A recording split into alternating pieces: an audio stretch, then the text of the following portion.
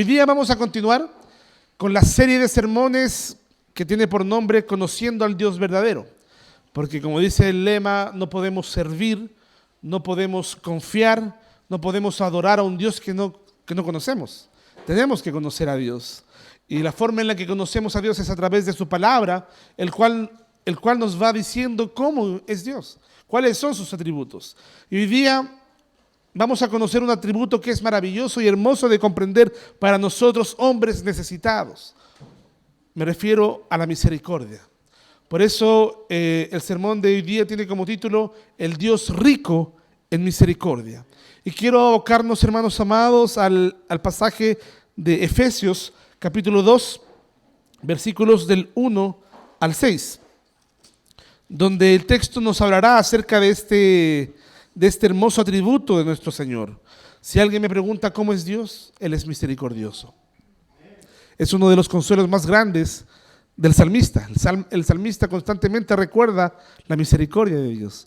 Miren lo que dice el pasaje de Efesios 2, 1 al 6 y preste mucha atención. Dice, y Él, hablando de Cristo, os dio vida a vosotros cuando estabais muertos en vuestros delitos y pecados, en los cuales anduvisteis en otro tiempo siguiendo la corriente de este mundo, conforme al príncipe de la potestad del aire, el espíritu que ahora opera en los hijos de desobediencia, entre los cuales también todos nosotros vivimos en otro tiempo, en los deseos de nuestra carne, haciendo la voluntad de la carne y de los pensamientos, y éramos por naturaleza hijos de ira, lo mismo que los demás. Pero Dios, que es rico en misericordia, por su gran amor con que nos amó, aun estando nosotros muertos en pecados, nos dio vida juntamente con Cristo. Por gracia sois salvos. Y juntamente con Él nos resucitó y asimismo nos hizo sentar en lugares celestiales con Cristo Jesús. Amén y amén. Quiero centrarme en esta perícopa de Efesios en la que vamos a desarrollar el sermón de hoy día. Hermanos, en 1945 terminó la Segunda Guerra Mundial, una de las guerras que más muertos ha dejado en la historia de la humanidad, ¿verdad? Recordemos lo que hizo la Alemania nazi, recordemos lo que pasó con el fascismo italiano, Mussolini, ¿verdad? Japón bombardeando Pearl Harbor en Estados Unidos reaccionando con las bombas nucleares, Hiroshima, Nagasaki, un desastre total. Eso fue la Segunda Guerra Mundial, hermanos. Y al final de la Segunda Guerra Mundial, el mundo fue testigo de una escena que enfría, que hiela. Porque hubieron juicios posteriores, juicios para los militares nazis, por ejemplo, que habían ejecutado sistemáticamente un atentado étnico, ¿verdad? Un genocidio. Y muchos criminales de guerra enfrentaron la justicia por atrocidades que son realmente indescriptibles, que salen en películas solamente. Entre ellos algunos hombres que hasta poco antes habían tenido poder, autoridad, pero ninguna compasión. Y cuando llegó el turno de enfrentar la sentencia, todo cambió. Hubo uno en particular, como ocurrió en varios de esos casos, que al escuchar la condena comenzó a suplicar, misericordia, por favor, misericordia. El hombre que antes no había tenido piedad, ahora rogaba por misericordia, pero no la recibió. La sentencia se ejecutó. Ahora hago esta ilustración para detenernos un momento en algo. Imagina este instante, hay un hombre culpable, sin defensa, sin argumentos, sin escapatoria, y lo único que puede hacer es clamar por misericordia. Hay algo que es humano, profundamente humano, de hecho, en esta escena. Porque cuando todo se acaba, cuando ya no hay excusas, cuando la justicia nos alcanza, lo único que queda es eso: misericordia o sentencia. Misericordia o sentencia. Pero aquí está la parte más honesta que debemos reconocer en esta mañana. Porque esa escena no es propia solamente de los militares nazis de la Segunda Guerra Mundial, sino que está profundamente ligada a nosotros. Esa escena de hecho nos describe muy bien, porque delante de Dios, hermanos amados, nosotros no somos observadores neutrales de algo que está pasando fuera de nosotros. No somos jueces en la historia. No somos mejores inclusive que este hombre. Somos pecadores, culpables, somos expuestos, no tenemos justicia propia. Y tarde o temprano, cada ser humano enfrentará ese momento en el que ya no habrá argumentos y solamente podrá clamar: Señor, ten misericordia de mí. Pero aquí viene una pregunta que debemos, o que es inquietante más bien. ¿Y si esa misericordia no fuera concedida? Porque si Dios fuera solamente justo, si solo tratara al hombre únicamente conforme a su pecado, nadie recibiría misericordia. Pero la Escritura nos revela algo que es realmente glorioso, que es asombroso, que cuando se comprende, penetra hasta lo más profundo del corazón. Nos revela un Dios que hace algo completamente inesperado. Él no espera que el hombre clame correctamente, tampoco responde o no responde solo a los que buscan bien, sino que se inclina hacia pecadores miserables. Por eso cuando llegamos a este pasaje de Efesios capítulo 2, deberíamos primeramente detenernos a mirar cuál es la realidad no solamente de los demás hombres, sino el nuestro propio. Mirar nuestra propia realidad humana. Hablaba ayer con mi hija acerca de lo que significa la naturaleza. Es natural que cuando hablamos de naturaleza, hablamos de que el hombre actúa o cada cosa actúa de acuerdo a su naturaleza, ¿verdad? Este micrófono, la naturaleza de este micrófono es propagar, ¿verdad? Es llevar el sonido de una manera eficaz. La naturaleza del micrófono funciona para eso. Todas las cosas funcionan según su naturaleza. Ahora la pregunta es, ¿cuál es la naturaleza del hombre? ¿Cuál es la naturaleza del hombre? Y aquí es cuando nos detenemos en Efesios capítulo 2, a mirar nuestra naturaleza humana, a mirar nuestra realidad humana, lo que nos lleva al primer punto de este sermón. La misericordia solamente surge en medio de la miseria. Mire lo que dice el versículo 1 al 3. Dice, y Él nos dio vida a vosotros cuando estabais muertos en vuestros delitos, en vuestros pecados, en los cuales anduvisteis en otro tiempo, siguiendo la corriente de este mundo conforme al príncipe de la potestad del aire, el espíritu que ahora opera en los hijos de desobediencia. Quiero quedarme ahí, porque antes de hablar de la misericordia de Dios, el apóstol Pablo nos obliga a mirar algo que preferiríamos evitar: nuestra verdadera condición, nuestra verdadera naturaleza humana. Y no es una descripción suave, lo que dice, de hecho, no es para nada optimista, es brutalmente honesto. Lo primero que dice es que estábamos muertos, ¿verdad? Y Él os dio vida cuando estabais muertos en vuestros delitos y pecados. Y detengámonos un poco, porque no dice que estábamos enfermos. Un enfermo por último va al médico, o alguien que está por último agonizando, va a la urgencia y lo reavivan, ¿verdad? Le dan ahí todos los procedimientos. No dice que estábamos enfermos ni agonizando. Tampoco dice que estábamos debilitados ni confundidos. Él dice que estábamos muertos. Estábamos muertos. Y eso cambia completamente la manera en que entendemos la salvación. Porque si el hombre pudiese salvarse a sí mismo, no se trataría de un hombre muerto. Un muerto no responde. Un muerto no reacciona. No busca ayuda. Un muerto no coopera. Un muerto no necesita dirección. Un muerto necesita vida. Un muerto necesita volver a la vida, ¿verdad? Y no puede hacerlo él por sí mismo. Y esa realidad confronta nuestras ideas que comúnmente decimos. El ser humano comúnmente se justifica diciendo: yo no soy tan malo, ¿verdad? Cometo errores, ¿verdad? Solo necesito mejorar esto o aquello. Estoy buscando a Dios a mi manera. Pero no. La Escritura dice que sin Cristo el hombre está espiritualmente muerto. Y aquí hay algo peor, porque el problema no es solamente lo que hacemos, sino lo que somos. Somos muertos. ¿Muertos en qué? Muertos en delitos y pecados. Significa separados de Dios, sin capacidad espiritual y sin vida hacia Él, lo que conecta claramente con Romanos capítulo 3. No hay justo, no hay quien le busque, no hay quien entienda, no hay ni uno solo. Muertos.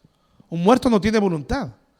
Es más, un muerto no tiene libre albedrío, hermano. Un muerto no puede determinar, hoy día voy a vivir. Ninguno de nosotros se levantó un día por la mañana diciendo, hoy día voy a ser regenerado por Dios. Hoy día voy a nacer de nuevo. El apóstol Pablo claramente nos dice cuál es la realidad de la condición y naturaleza humana. Muertos. Y fíjese que, muertos en delitos y pecados.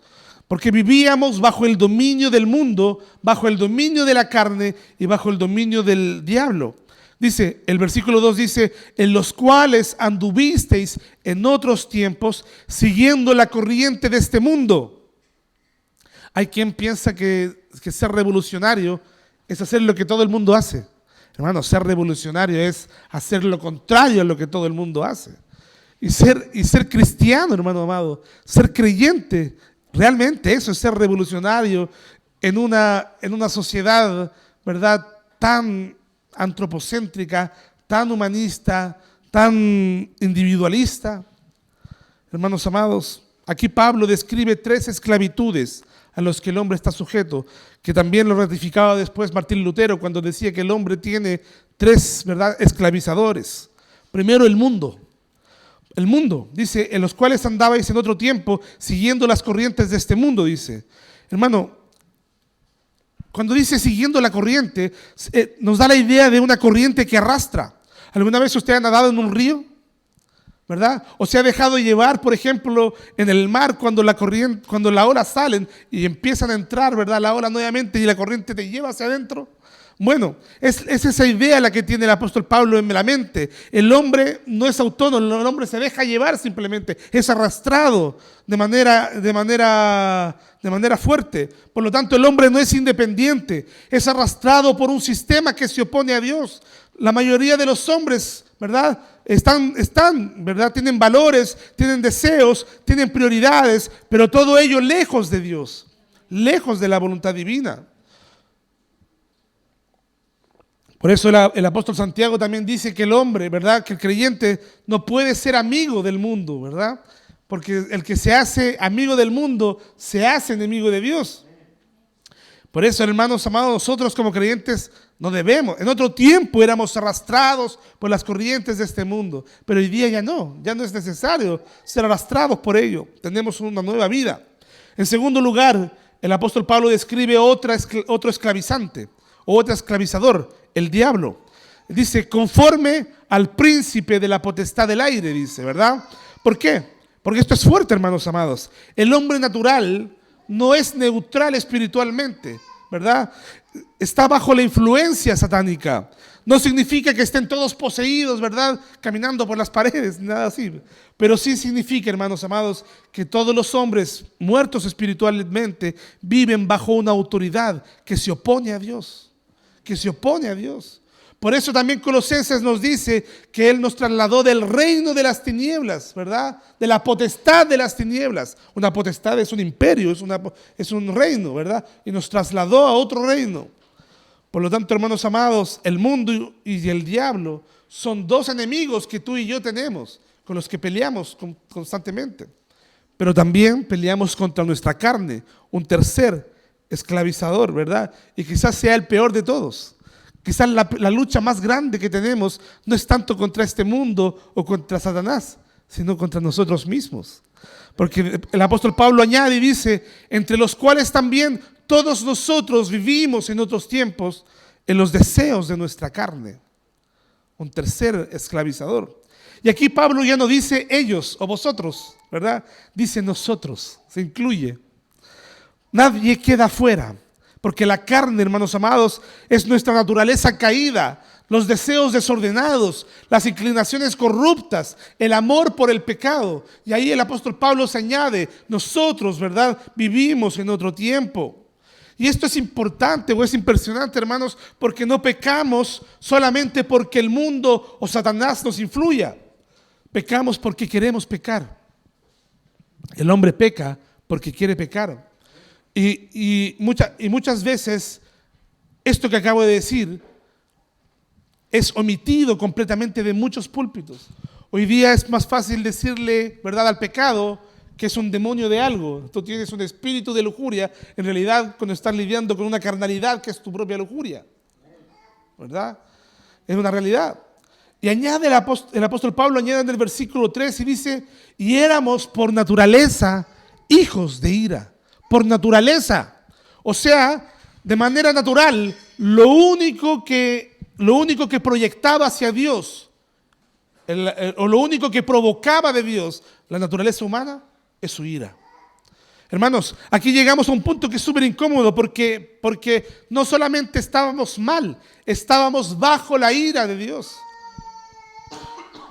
A lo mejor, hermanos, como decíamos la semana pasada cuando hablamos de la bondad, muchas veces la gente piensa que porque no le va tan mal en la vida, ¿verdad? Dios no le tiene mala, ¿verdad? O está todo bien con Dios. Pero la verdad es que la ira de Dios está aguantándose. Hablábamos de la paciencia, de la longanimidad de Dios. La ira de Dios está aguantándose, está siendo paciente hasta que todo el número de los salvados entre al reino de Dios. Y entonces vendrá el juicio. Y ahí será el dolor, ¿verdad? Y ahí será el crujir de dientes, dice el Señor. Hermanos, pero nosotros antes, cuando estábamos muertos en delitos y en pecados, también éramos por naturaleza hijos de esa ira. Hijos, merecedores de esa ira. Y eso choca con nuestra mentalidad moderna. Esa mentalidad que dice, no, castigo no. Dios no va a castigar a nadie, ¿verdad? Dios es un Dios buenito, ¿verdad? Porque hoy se habla de un Dios amorosito, un Dios tolerante, un Dios que entiende todo, ¿verdad? Pero la Escritura dice que Dios es santo y que es justo, ¿verdad? Que Dios aborrece el pecado y que la naturaleza pecaminosa es, por naturaleza, objeto de la ira de Dios. Por lo tanto, hermanos amados, la respuesta de Dios contra el pecado es una respuesta santa y justa. Por lo tanto, no nos engañemos. Pero, ¿a dónde quiero llegar con todo esto? Que todo eso éramos nosotros.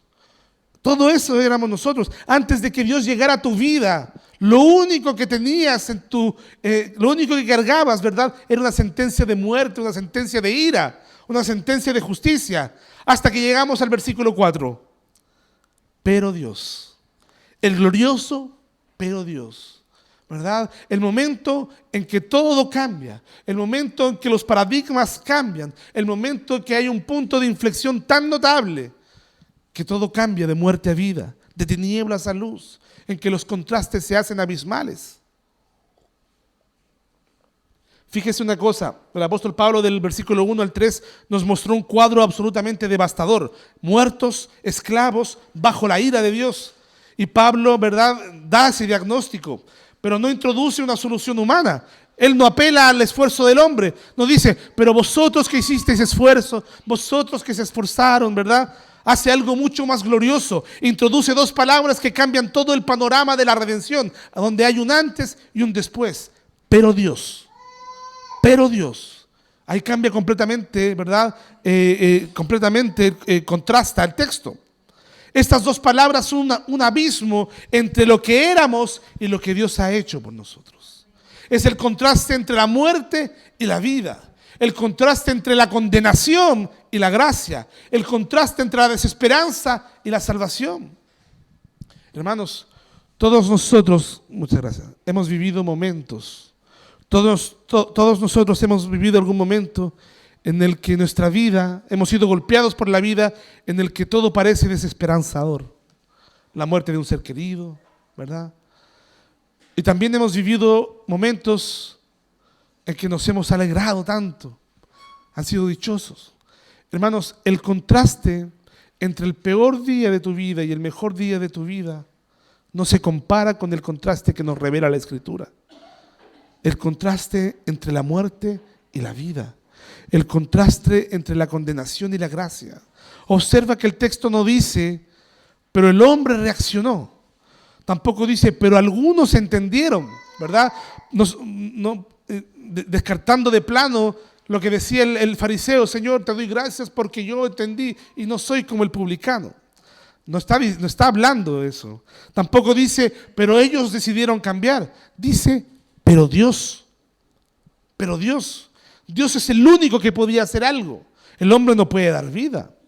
Esto es fundamental porque la salvación no comienza en el hombre. La salvación nunca ha sido, ¿verdad?, sinérgica, ¿verdad?, en el sentido de que hay dos, de que el hombre colabora.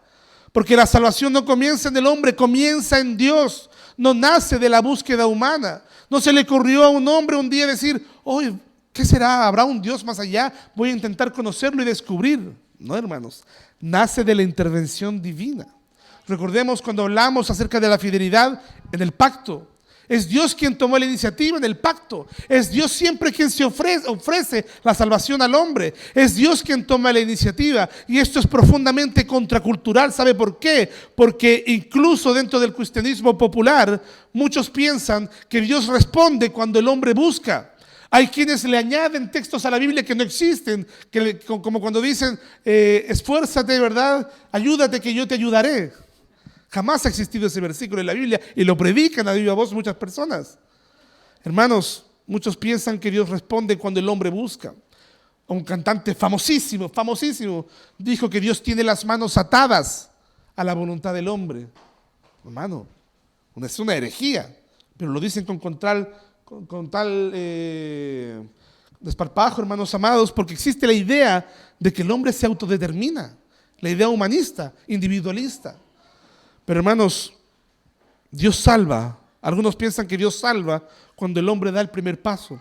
Pero lo que hemos leído en la Escritura y este pasaje destruye esa idea. El hombre está muerto y si está muerto no puede dar ningún paso.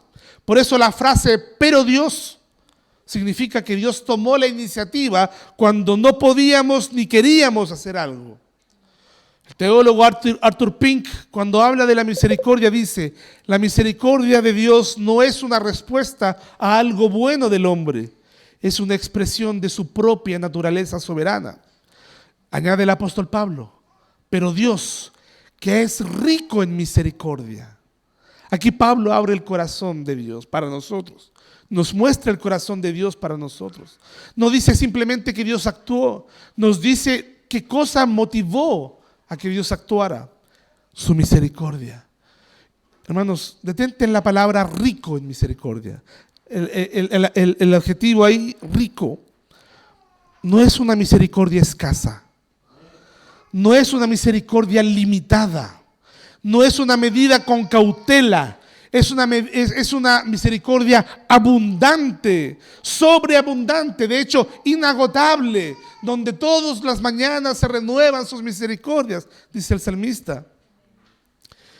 Hermanos, eso conecta con el testimonio de toda la Escritura, porque algunos piensan, algunos gnósticos actuales todavía, ¿verdad?, piensan que el Dios del Antiguo Testamento era un Dios de ira y el del Nuevo Testamento es un Dios de amor. Hermanos, toda la Escritura nos muestra constantemente que Dios, ¿verdad?, nos da misericordia a regañadientes, no la administra con crueldad o frialdad, no la ofrece con reservas. Él es rico en misericordia.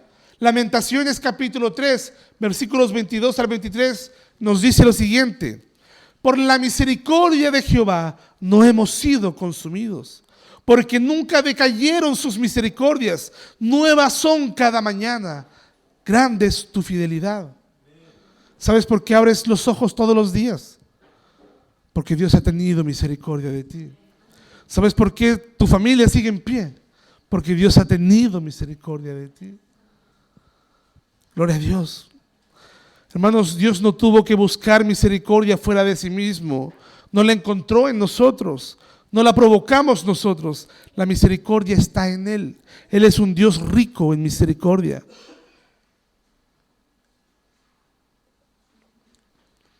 Hermanos, lo que este texto hace es prepararnos para entender algo más profundo. La misericordia de Dios no elimina la justicia, la satisface en Cristo. Es en Cristo donde se concentran todos los atributos. Cristo, hermano, es la persona más fascinante para comprender todo lo que significa, todo lo que encierra la persona de Cristo es realmente maravilloso. Hermanos, cuando la palabra dice pero Dios, ¿verdad?, destruye completamente cualquier forma de orgullo espiritual que podamos tener. Hermanos, tú léele a cualquier persona que crea que puede salvarse con sus propias obras, léele los versículos 1 al 3 y dile, pero Dios. Y se acaba todo el debate. Dios, hermanos, rompe nuestro orgullo espiritual, porque si la salvación comienza en Dios, no es por tu inteligencia, no es por tu sensibilidad espiritual, no es por tu decisión superior.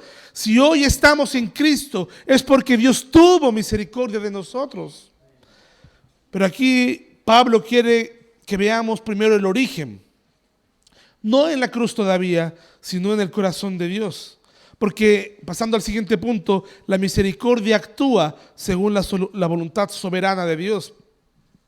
Dice la parte B del versículo: pero Dios, que es rico en misericordia, y a continuación dice, por su gran amor con que nos amó. Hermanos, cuando el apóstol Pablo dice que Dios actuó por su gran amor, está señalando algo clave. Dios no fue forzado a salvar. Dios no fue presionado a tener misericordia. Dios no respondió a algo en nosotros. Dios actuó porque quiso hacerlo. Y aquí es donde el texto se conecta profundamente con Romanos capítulo 9. Romanos capítulo 9, versículo 15 dice: tendré misericordia del que yo tenga misericordia. A alguien esto le puede sonar fuerte. Vamos a Romanos capítulo 9, leamos el contexto, por favor. Romanos capítulo 9, del versículo 12 al 15, dice: se le dijo, el mayor servirá al menor. Como está escrito, a Jacob amé, mas a Esaú aborrecí. ¿Qué pues diremos? ¿Que hay injusticia en Dios? En ninguna manera. Pues Moisés dice, tendré misericordia del que yo tenga misericordia y me compadeceré del que yo me compadezca. Hermanos, a alguien le puede sonar fuerte, pero es necesario entender algo, porque destruye una idea muy común.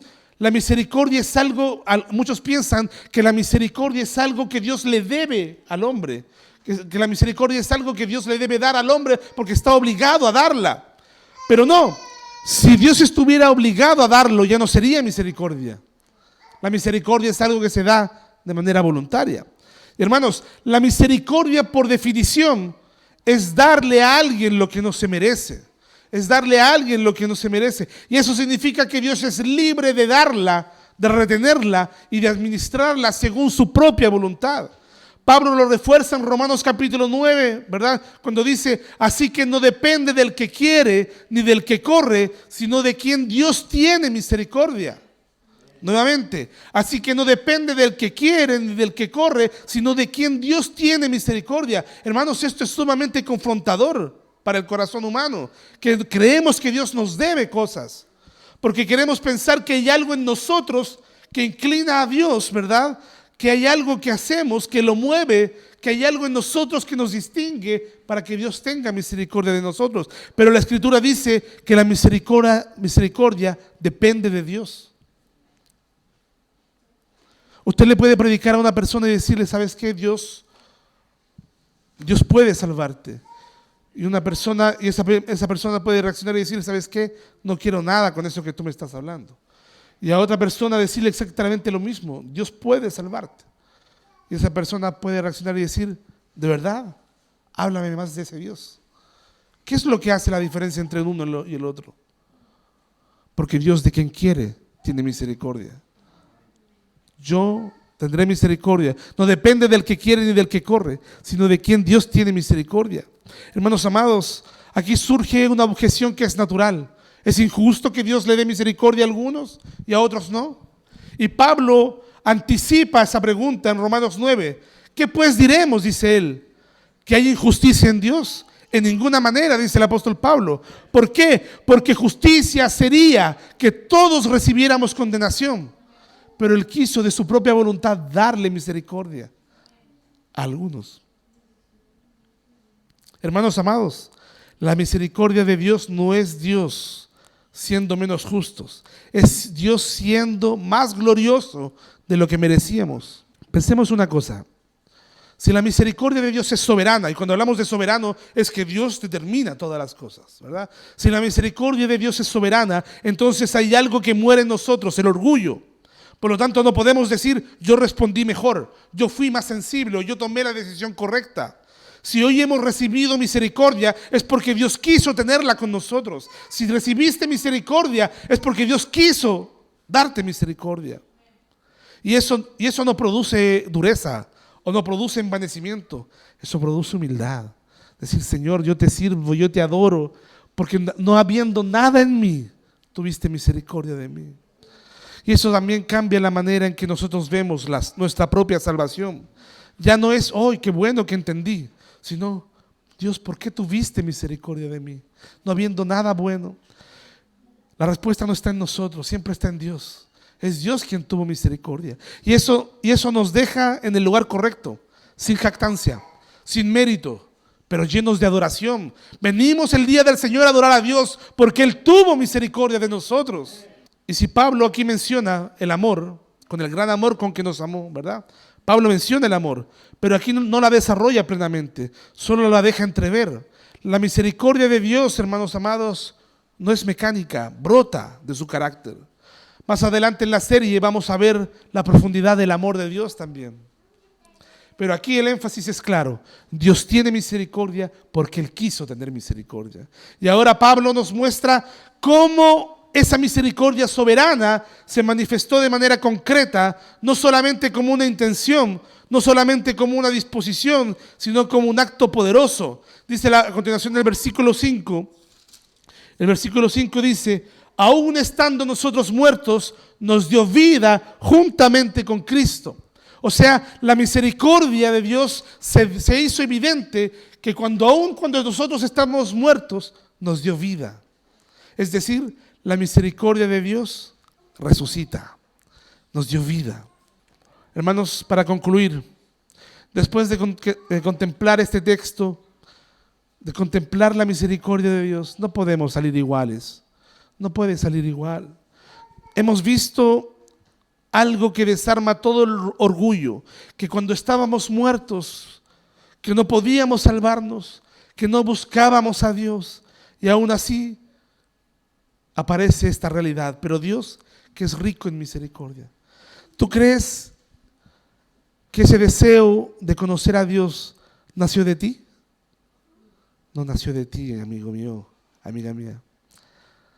Es Dios que es rico en misericordia, que está cambiando nuestros corazones. ¿Qué harás con esa misericordia? ¿Qué haremos con esa misericordia? Si quieres ver la misericordia de Dios, no la busques solamente en conceptos. Mira a Cristo. Mira a Cristo. Mira al glorioso Cristo. En Cristo vemos, ¿verdad? Aquel Dios que se hizo carne y que caminó entre lo peor, entre lo despreciable de este mundo. Aquel Cristo que tocó al leproso que nadie quería tocar. ¿Cuántas veces te has sentido desechado por otros? Cristo no te desechó. Cristo no nos desechó.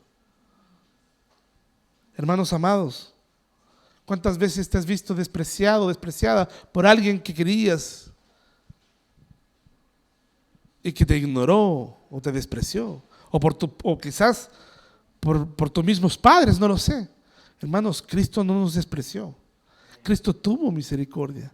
Él tocó al leproso que nadie quería tocar. Él es el que perdonó al pecador que todos condenaban cuando tenían todas las piedras listas para arrojarlas sobre la mujer. Jesús dijo, no, señores.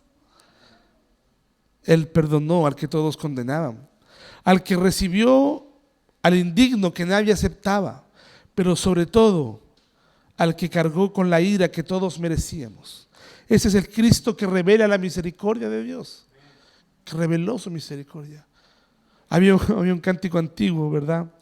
De un cantante que revela una realidad. ¿Qué sería de mí si no me hubieras alcanzado? ¿Dónde estaría yo? ¿Dónde estaría hoy si no me hubieras perdonado? Hermano, tal vez has vivido lejos de Dios mucho tiempo. Tal vez inclusive estando dentro de la iglesia, nuestro corazón se acostumbró a la rutina. Se acostumbró, ¿verdad?, al relajo. Tal vez hemos endurecido el corazón.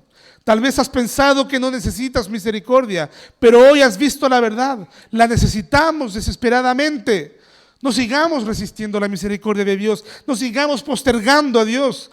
Ven a Cristo, porque este Dios que es santo también es rico en misericordia. Si ya has sido alcanzado por esa misericordia, entonces recuerda que no fue por ti, no fue en ti, no comenzó contigo, comenzó en Dios. Vivamos en gratitud. No podemos vivir igual, liviando con el pecado, indiferentes a la gracia, fríos ante la cruz, porque hemos sido objetos de la misericordia divina. Y como llamado final, déjame decirte una cosa: la misericordia de Dios no solamente para entenderla, es para reflejarla. Porque nuestro Señor también dijo: bienaventurados los misericordiosos, porque ellos alcanzarán misericordia. Eso no significa que ganamos la misericordia de Dios. Significa que quienes han sido alcanzados por la misericordia de Dios, comienzan a parecerse a Cristo. Entonces la pregunta es: ¿eres duro con los demás cuando Dios fue paciente contigo? ¿Eres rápido para juzgar cuando Dios fue lento para condenarte? ¿Retienes perdón cuando tú fuiste perdonado? La iglesia, hermanos amados, debe ser un reflejo de esto. Un lugar donde el pecador encuentra gracia, no condenación. La iglesia debe ser un lugar donde el caído es restaurado, no condenado. Un lugar donde la verdad no se negocia, pero la misericordia abunda. Finalmente, hermanos, Dios no dejó de ser santo para salvarte. Dios no rebajó su justicia. Él envió a su Hijo, el cual cargó nuestra culpa. Y ahí Él mostró misericordia sin comprometer su gloria. Y hoy ese mismo Cristo sigue siendo suficiente para salvarte a ti, para salvarme a mí, poderoso para transformar nuestras vidas. Así que miremos a Cristo, descansemos en su misericordia y reflejemos esa misericordia con los demás. Amén. Solo a Dios la gloria. Pongámonos de pie. Oremos al Señor.